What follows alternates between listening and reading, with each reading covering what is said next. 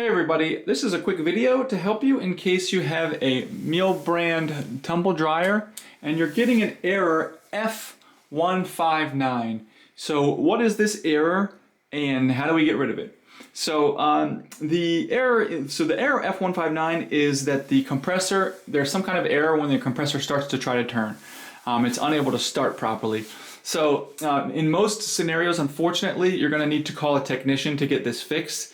It might even entail replacing the compressor. However, before you do that, before you spend that money and that time and all that headache and everything like that, there's one easy thing you can do that may clear this error out, and that's to just do a hard restart on the machine. So all we need to do that is just come and turn it off, just like a computer. Sometimes just restarting it will get these things working again. So turn it off and then disconnect it from power completely for a full minute. So either unplug it from the wall, or if it's hardwired, turn it off at the circuit and leave it disconnected from power for a full minute.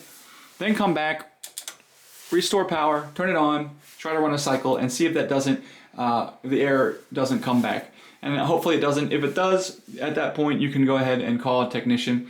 But anyways, that's what it is, and that's one thing you can do before calling a technician to try to get it fixed. So thanks a lot for watching. Have a great day.